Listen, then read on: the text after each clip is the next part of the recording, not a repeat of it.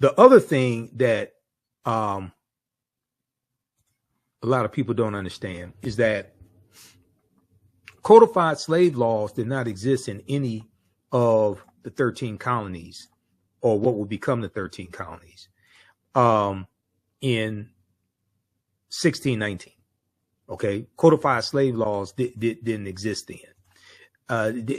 If you look at one of the books we use in the class is Before the Mayflower by Lerone Bennett Jr.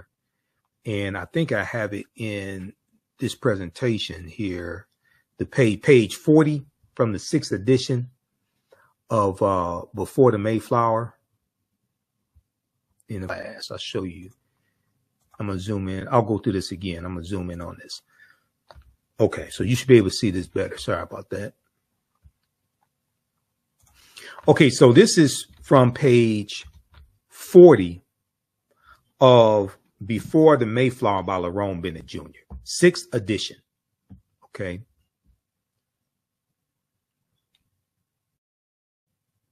And what he's explaining in chapter 2 is how slavery evolves in the colonies. And the way that we think all of this evolved and happened is different than the way it actually happened. He talks about working together in the same field, sharing the same huts, in the same situation, and the same grievances.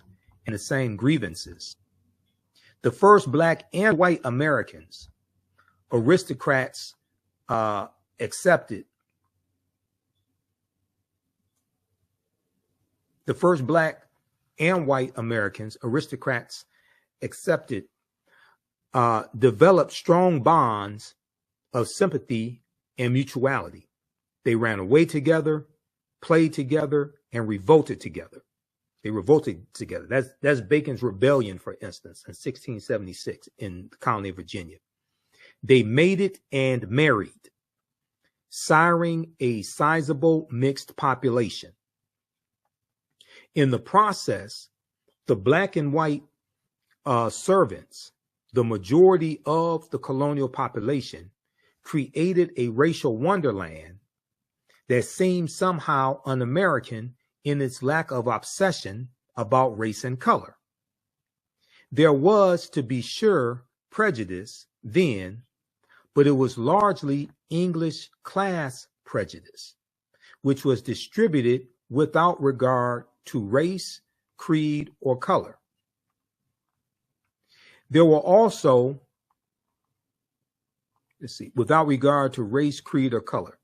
There were also, needless to say, prejudiced individuals in the colony, but this is a fundamental difference between prejudice and racism. Their personal quirks and obsessions were not focused and directed by the organized will of a community. So racism is a system of advantage and privilege distributed based upon race, coming out of the ideology of European white supremacy. Racism occurs when one race of people control the majority of the wealth, power, resources, benefits, privileges, land, access to education, access to opportunity, jobs, etc.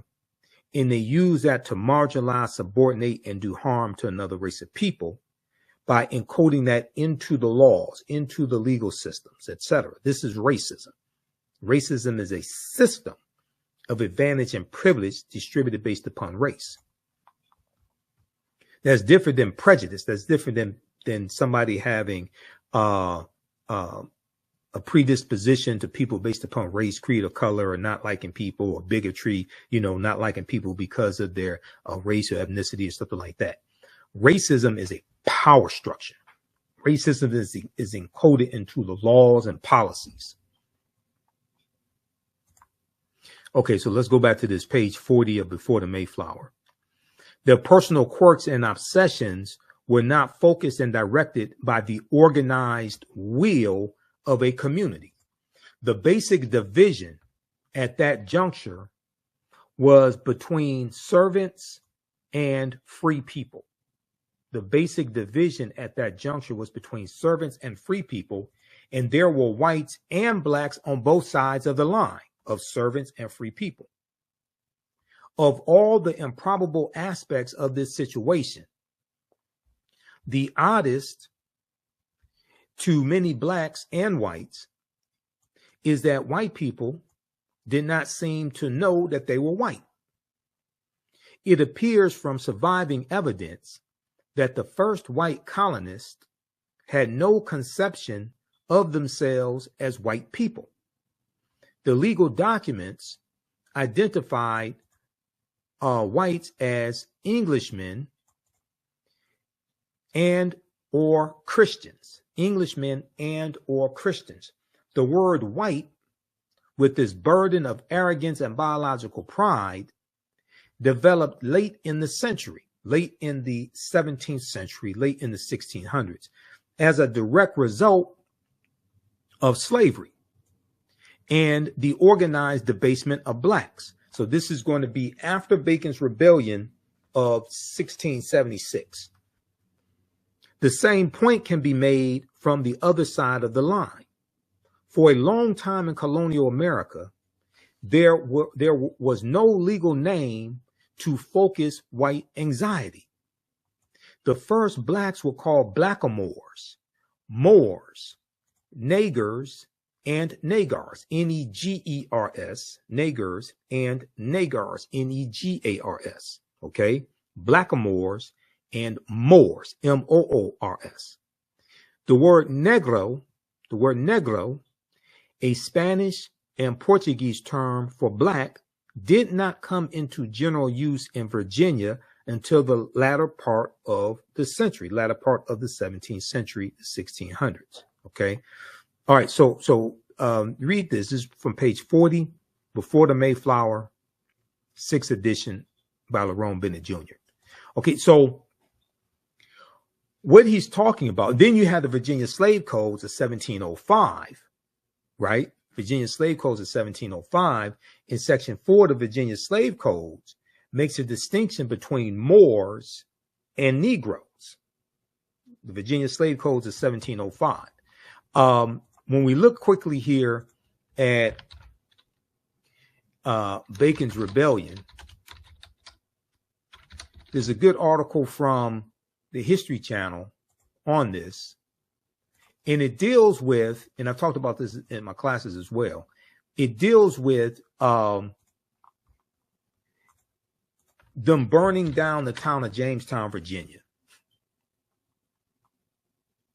So if you look at this article here, why America's first colonial rebels burned Jamestown to the ground. How many people know this history? Why America's first colonial rebels burned Jamestown, Virginia to the ground. Bacon's Rebellion was triggered when a grab for Native American lands was denied. This is from October 10th, 2023. It was updated, originally August 2nd, 2019, by Aaron Blakemore for history.com. Excellent article. Okay. And here's a depiction of them burning Jamestown, Virginia to the ground right here. Okay, so very briefly here. A lot of people in this group have shot. Okay, so very briefly here. I'm going to skip over some of this. It talks about Nathaniel Bacon. So long story short, what was happening is you had the tobacco plantations in the colony of Virginia, and the white indentured servants and the African and the enslaved Africans, they were both being exploited by the same people. Okay, and the poor whites, all of this, they were both being exploited by the wealthy plantation owners. At the time, wealthy settlers had built profitable tobacco plantations and used their crops to pay high colonial taxes. But for poorer Virginians, times were lean. Only people who owned land could vote, and the indentured servants and poor Virginians who did not felt disenfranchised. poor farmers had been hit hard by falling tobacco prices, and many on the borders of the colony's frontier wanted to expand westward. There they faced threats from Native Americans intent on protecting their ancestral lands. When the colonists called on their governor for military support, he refused. Okay, let me fast forward to this. Okay. Okay, so they talk about Nathaniel Bacon, and let's go here.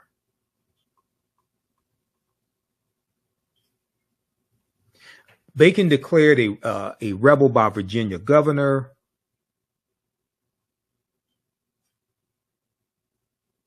In response, Governor Berkeley declared Nathaniel Bacon a rebel and scheduled elections for a new assembly to solve the problem for good.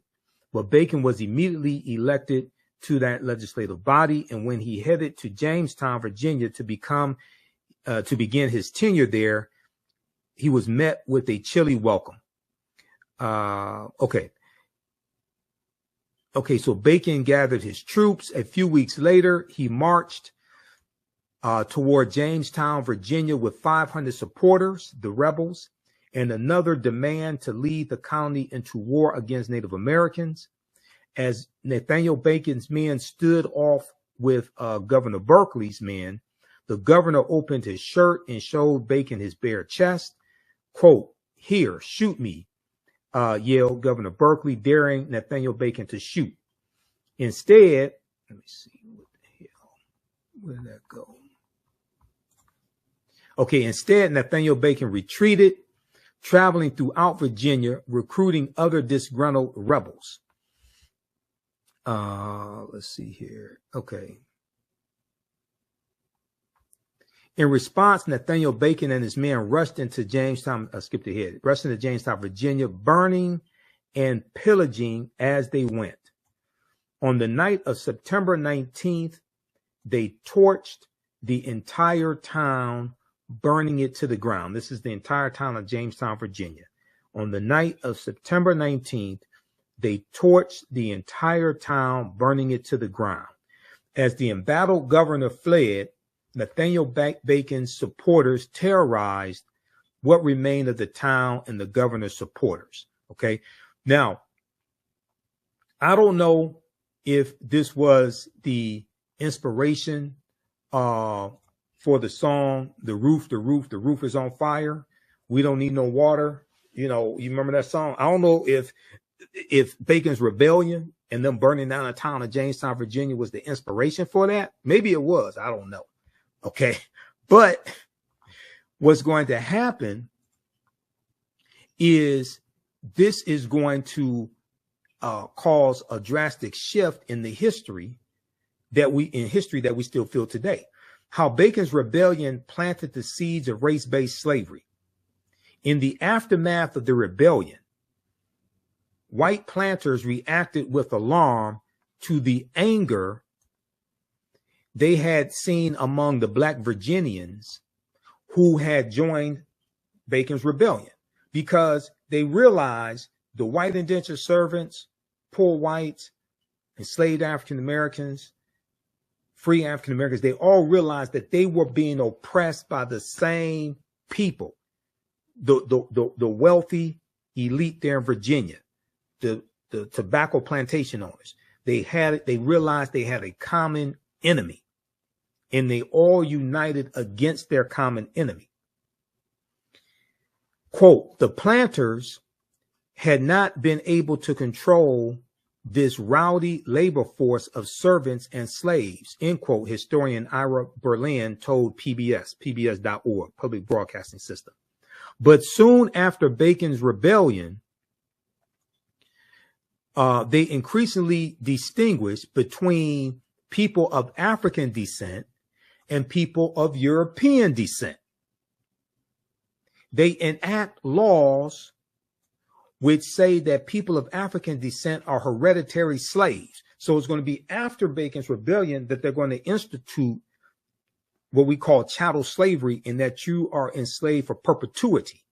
prior to that, as I stated earlier, codified slave laws didn't come into existence until 1641 in colony of Massachusetts. Okay, and then other colonies are going to adopt it. You know, and prior to that, you were an indentured servant for 3 to 5 years, something of that nature, right? So this whole thing is going to evolve. Bacon's Rebellion is going to expedite this, and it's going to cause a shift. And then you're going to have the Virginia Slave Codes of 1705. Okay, now planters feared that their white indentured servants could do. They feared what their white indentured servants could do, so they slowly eliminated the system of indentured servitude, relying instead on enslaved black people, enslaved Africans, to work their plantations. Also, in about 1680 in England, the economy in England improves, so there is a declining amount of people willing to come to the colonies to enter into indentured servitude as well. So you start having a labor shortage. Okay, so now they're shifting more towards African people for slave labor, and they're developing more laws surrounding slavery. Planters feared what their white indentured servants could do, so they slowly eliminated the system of indentured servitude, relying instead on enslaved African people to work their plantations. Backlash from Bacon's Rebellion is credited with helping kick off the racial distinctions that defined the colonies and the United States that followed. And we're still dealing with the consequences of the backlash to Bacon's Rebellion to this day. Okay, read the rest of this article here. Okay, why America's first colonial rebels burned Jamestown to the ground. Okay, this was Bacon's Rebellion. The article could be subtitled "The roof is on fire," you know, but I guess they didn't want to. I guess they didn't like that title. I told them that's what you should call it, but I guess they didn't like that. So it is what it is. Okay. All right. How's everybody doing? Give us a thumbs up. Give us. Did you know that the Washington Monument is based upon an ancient African structure called a Tekken that comes from the mythology of Asar, Arset, and Heru, who the Greeks called Osiris, Isis, and Horus? Did you know that the panther deity Bast in the movie Black Panther and Wakanda Forever comes from an ancient African deity, a Neter, in ancient Egypt, ancient Kemet, called Bastet? Did you know that there were 17 pyramids found buried underneath Egypt around 2011? Also, the city of Memphis, Tennessee. What's the relationship between Memphis, Tennessee and Memphis in ancient Egypt? I'm historian and national political commentator Michael Imhotep. Be sure to register for my new 12-week online history course, Ancient Kemet, the Moors, and the Ma'afa, Understanding the Transatlantic Slave Trade, what they didn't teach you in school.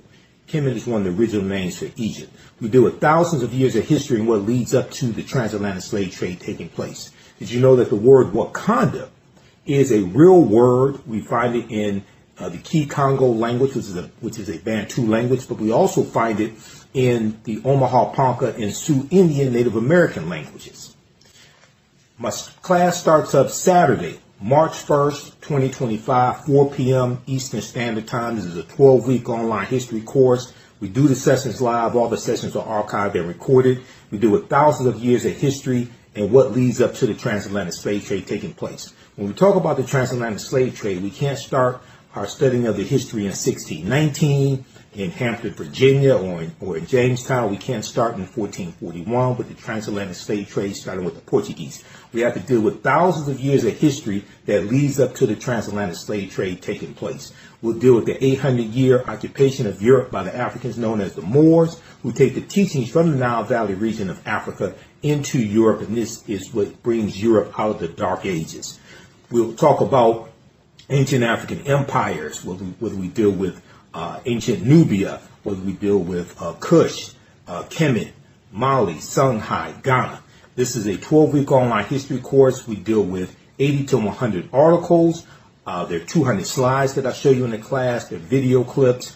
There are 15 books that we reference. You don't have to buy any of the books to follow along in class. It's a very visual class, so we show you all that information right on the screen. The class is PG-13 as well, so you can use this with your children. Download my lesson plan from my website, AfricanHistoryNetwork.com. Register right now. Right now, it's correct strong behavior. It's not over till we win. Wakanda forever. AfricanHistoryNetwork.com. We'll see you in class. Peace. Support the African History Network, $ the AHN show, through Cash App, through PayPal, paypal.me/the AHN show. Here's our QR code for Cash App right here, the bottom of the screen. The information is also on our website, AfricanHistoryNetwork.com. You can register for the online classes that I teach. We do the classes live. All the sessions are archived and recorded. So you can go back and watch it anytime. You don't have to join us live in the class. And then you can download you can order my DVD lectures and digital downloads of my presentations as well. So that all will help you and help us as well. Yeah, we know African American History Month is coming up also. Follow us. I just shut down I just deactivated my TikTok account because I ain't doing TikTok. I don't know if I'll go back to it. I'm not sure. But I have downloaded Fanbase, so I'm setting up Fanbase also. Everybody download Fanbase, set that up. That's an African American owned and operated social media platform owned by Isaac Hayes III. Okay, so you can support us here. Register for the online classes I teach Saturdays, 4 p.m. Eastern Standard Time. Register right here for it. You can do a debit card, credit card, or PayPal. Download our class lesson plan here. We have our Cash App right here, $ the AHN show. So if you type it into Cash App, type in the full tag, $ the AHN show, SHOW, because there's some fake ones out there, and they'll come up before you type in all of it. Okay. Ours, it will say Michael, and it may show my picture there. Okay. So we have a QR code here, and this shows it also right here, this graphic here. And then paypal.me/the AHN show through PayPal. And I know through PayPal, you can set it up for a recurring contribution if you want to. We definitely appreciate that as well. I can't remember if you can do that, set up for a recurring contribution through Cash App. Okay. All right. Look, we have to get out of here. Hopefully you learned a lot today, because this is a lot of work to put all this together. Hopefully you learned a lot today. Remember, at the African History Network, we focus on educating, empowering, and inspiring people of African descent throughout the diaspora and around the world, because right now,